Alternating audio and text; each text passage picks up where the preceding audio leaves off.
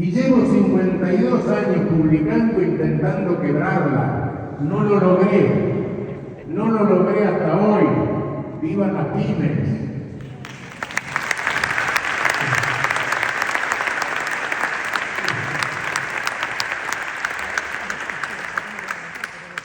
Muchísimas gracias, Fernando. Muchísimas gracias, profesora Patricia. Muchísimas gracias, queridos alumnos. Me traen ustedes, me retrotraen muchas cosas que tengo que agradecer. Y cuando uno, en el curso de la vida, tiene la suerte de tener un currículum largo, pero se murió antes, tiene la obligación de agradecer cosas que pasaron algunas hace muchísimos años. Y más profundo agradecimiento a mi querido México, donde comenzaron a prestarme cierta atención, donde por primera vez me abrieron las páginas de una revista científica, donde en aquellas clases matinales de la UNAM, en la CEU, escuchaba las clases de alguien que fue casi un padre para mí, que fue el maestro Alfonso Quiroz Barón, o de penalistas como Celestino Portepetit, junto a colegas que después brillaron incluso en la política mexicana, como Sergio García Ramírez. En fin, quiero recordar también aquellos lejanos años en que México me hizo el honor de recibirme como profesor en la Universidad de Veracruzana. Quiero recordar también que un día me vine un poco asustado. Era Tlatelolco romano. Me asustó. Pero bueno, aquellos nunca pude interrumpir ese vínculo, nunca pude dejar de experimentar la enorme influencia que me dio compartir la cultura mexicana. En fin, sería largo de comentar, pero realmente todo eso hace que mi agradecimiento para México en todo momento lo tenga presente y no alcance estas pobres palabras para empezar. En cuanto a querido Salón Carvalho, me sorprendió siempre la recepción de mis locuras en Brasil. Es cierto, sí, Brasil tiene penalistas distinguidísimos, los han tenido en todos los tiempos. Y es cierto, hace 40 años en mi infinita ignorancia, en algún momento leí las cosas de Pedro los 10 años. Y es un genio, es un genio. Se da cuenta de que el poder político y la guerra son hechos políticos, las hacen que tienen poder de hacerlo. Solo que nosotros los penalistas nunca tuvimos la humildad de los internacionalistas. Ellos dijeron, bueno, dejemos de escribir tratados cuando la guerra es justa e injusta, porque nadie lee los tratados nuestros para hacer la guerra, porque el pueblo la hace. Vamos a hacer una rama de derecho que contenga la forma más criminal de la guerra, que no mate población civil avanzada, que no ejecute prisioneros, que no dejen no naufragar, etc. El derecho internacional humanitario. Nosotros no, seguimos creyendo y seguimos hablando de la guerra que está. Y nadie les hace caso, por supuesto, que tiene el poder político, pues. Sí, es verdad, pero no era ningún mérito reconocer eso, y la piedad casi. Frente a semejante manifestación de que Y bueno, me sorprendieron las tres universidades de Pernambuco en hacerme un homenaje que me impresionó profundamente en Recife hace unos meses. Me sorprendió el trabajo de Nilo Batista de adaptación de la primera edición. Me sorprende el trabajo que están haciendo ustedes ahora. Y realmente se lo tengo que agradecer infinitamente. Como así, recordando el pasado, tengo que agradecerle a Luis Enrique Pieranchi en la adaptación del manual que corrió por todo Brasil. Muchísimas gracias por esa acogida que me hace sentir cuando paso la frontera, me siento como en casa o a veces mucho más cómodo. Es la verdad. No puedo dejar de llamar la atención sobre que esta tercera edición está dedicada a los autores a los cuales se dedicó la primera, pero bien, a alguien de esos que se fue sin el debido permiso, a Julio Blanco.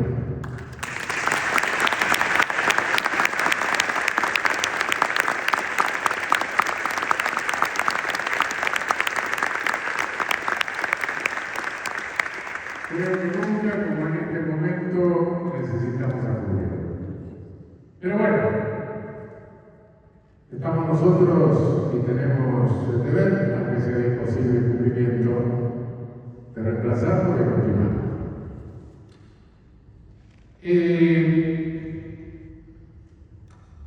Estoy escuchando a Fernando Saló, querida profesora, y los comentarios, saludos a la gente, ¿sí?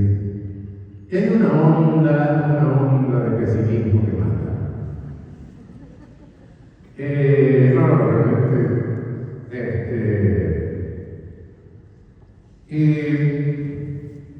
pesimismo en lo nacional, en lo regional, en el mundo, en fin.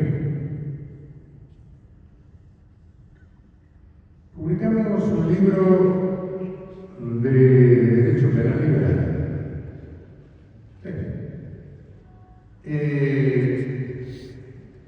En un momento en que, en lo que va del siglo XXI, en nuestro país por lo menos, la legislación penal se desbarató totalmente. Se rompieron 80 años de respeto al Código Griego, Código del 21. Se rompió la estructura del Código del 21, se fabrica una ley penal cada 10 días. Una pelada. Y ahora se propone un nuevo Código Penal. Y ya sé lo que va a pasar, se puede contar. Y después nos juntamos y se va a armar una cosa de esa que los mexicanos llaman de madre. Bueno, nosotros llamamos de otra manera, identificando el prostíbulo con la libertad, cosa que es un poco grosera en nuestro lenguaje. Tremendo. Tiene lo defienda, tiene. Lío bárbaro. Y algunos de ustedes van a decir, es un código fascista. No, cuidado, por favor. Dios me perdone, y sobre todo desde la nube en que estén sentados aquellos maestros antifascistas del derecho penal italiano, como el demócrata cristiano Giuseppe Bettiol o el socialista Giuliano Bassalli. Yo nunca pensé que tendría que defender el código fascista, pero debo decir que el Códice Rojo es fascista, sin duda. Uno lee el Códice Rojo y me parece que está entrando al monumento fascista por excelencia, que es la estación central de Milán, ¿no? ¡Wow! Sí, pero técnicamente el Códice Rojo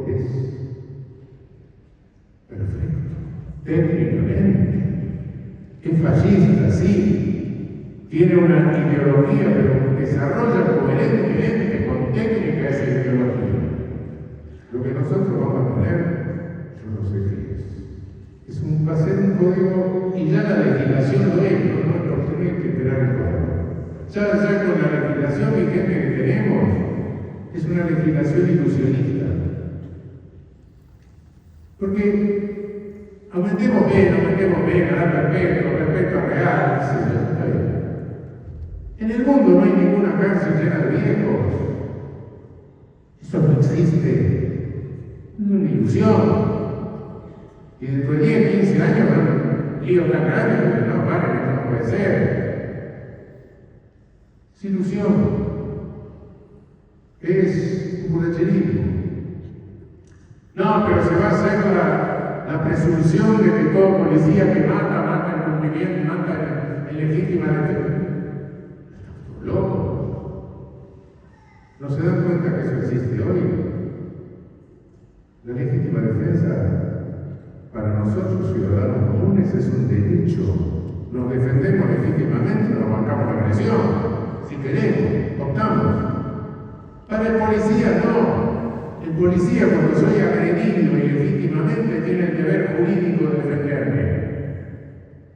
Y todo funcionario público que lleva a cabo un acto propio de sus funciones está cubierto por la presunción de que lo hace en cumplimiento del deber. Si dentro de un rato me da mucha alegría la presencia de ustedes, me tomo 3 litros de vino, salgo a la calle, empiezo a patear recipiente de residuo, viene un policía, me detiene, me escándalo, no dejo dormir a los vecinos, y se presume que el policía hizo lo que debía hacer, salvo que se pruebe que nada de eso sea cierto y que eso es una privación de libertad. Y sí. Entonces, ¿para qué ponen eso? ¿Para qué piensan poner eso? Para engañar policías. Dele, muchachos, dele que después lo vamos a proteger. Después le van a soltar la mano. ¿Cómo hacen? Porque los policías, en definitiva, son pobres muchachas y muchachos reclutados masivamente, mal pagos, sometidos a un régimen arbitrario. Y que cuando cometen un error se les suelta la mano. O sea, la realidad. Pues bien,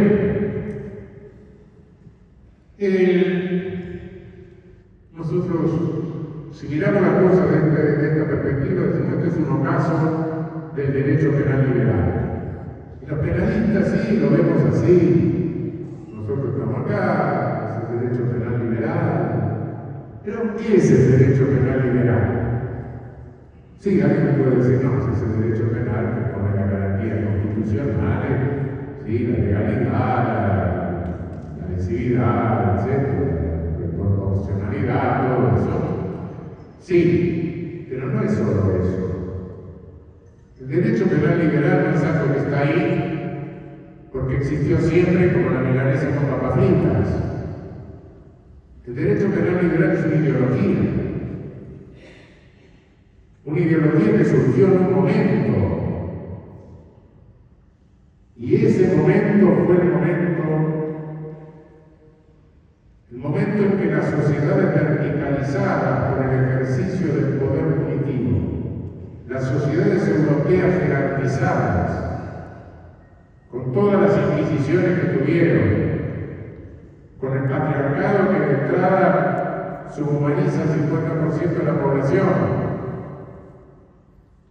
esas sociedades jerarquizadas son sociedades éticas que practicaron lo que Fernando cuenta. Y entonces jerarquizaron las nuestras, pero como sociedades colonizadas, como personal, como jerarquización del personal, del enorme campo, del inmenso campo de trabajo forzado que es una colonia. Y ni siquiera se sirvieron, ni siquiera nombraron virreyes, se sirvieron a nuestras oligarquías. El derecho derecho penal liberal surge en el momento en que con todo lo que nos roban de América, en el centro y en el norte de Europa, emergen las burguesías y se pelean con la nobleza. Y entonces la burguesía, peleada con la nobleza, propone modelos de Estado contra el Estado absoluto. Y a esos modelos de Estado corresponde un derecho penal liberal, un derecho penal de garantías, un derecho penal con límites. Pero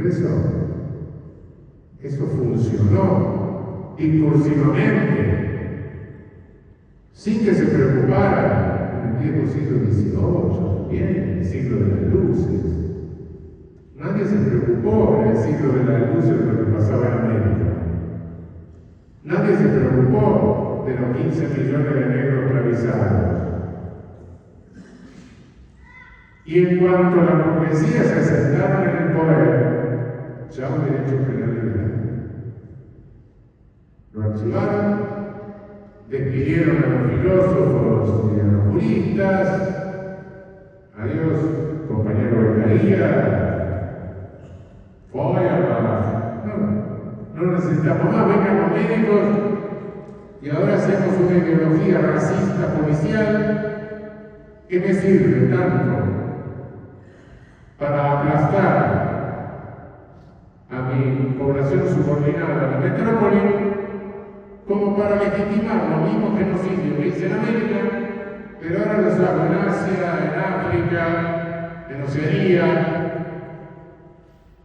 Ese es el derecho penal liberal, Ojo. Retomamos el discurso, pero tengamos en cuenta que esto que está pasando, si vemos la crisis del derecho penal liberal, no en el contexto penalístico reducido, si no levantamos un poco la mirada, nos vamos a dar cuenta de que no es una crisis del derecho penal liberal aislada, es una crisis del Estado de Derecho.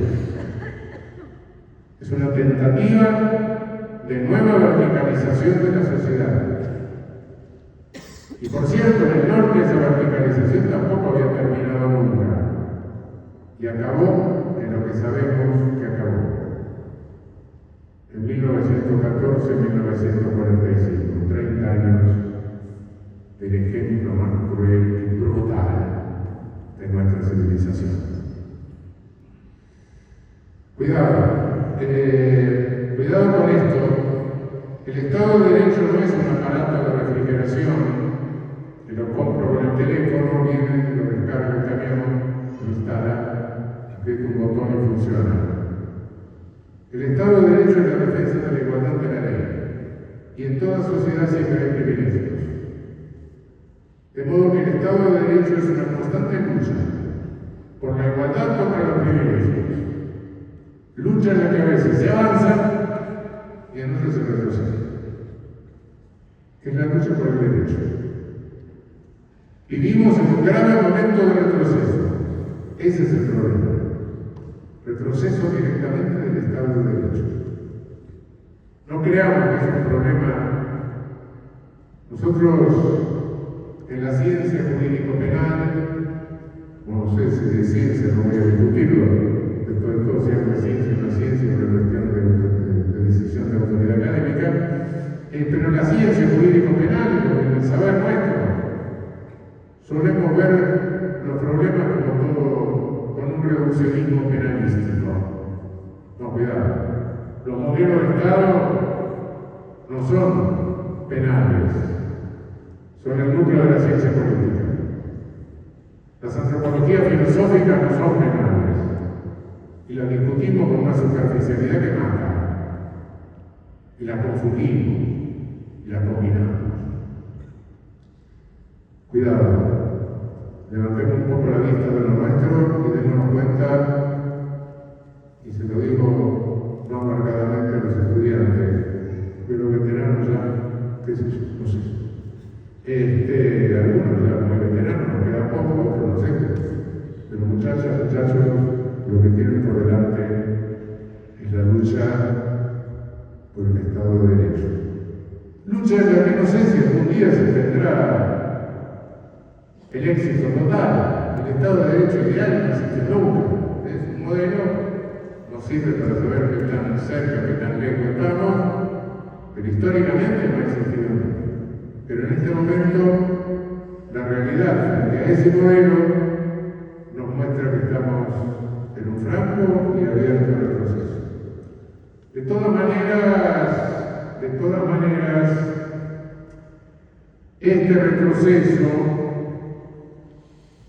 este retroceso que es del Estado de Derecho, de los principios republicanos, de los principios democráticos, es un retroceso del derecho. Y vemos la conexión del gobierno argentino. Hay guerras absurdas. No hay nadie que las contenga. Hay una impotencia total del derecho internacional. Yo no sé si la Organización de Naciones Unidas tiene hoy más poder que el que tenía la Liga de las Naciones cuando el desafío Mussolini. Tengo algunas dudas a veces. Pero el derecho internacional se ha vuelto impotente. Es un momento de decadencia civilizatoria. Es un momento triste, con todo esto que estoy diciendo y con lo que hemos escuchado, tenemos ganas de salir y abrirnos la vena con una galletita en el cordón de la vereda. Pero ha habido otros, lamentablemente. Nuestra civilización es una civilización que esconde su cara criminal, pero la tenemos. Y cuenta con millones y millones de víctimas en su era. Y nunca un momento de crisis o de decadencia necesariamente es un momento de depresión. Los grandes movimientos de renovación surgen en esos momentos. Y un tratado de derecho penal liberal. Hoy lo publicamos como un desafío y como un grito de optimismo. Tarde o temprano el poder político se tendrá que mantener, porque de lo contrario se nos, en el actual desarrollo tecnológico del mundo se nos carga la humanidad toda. En eso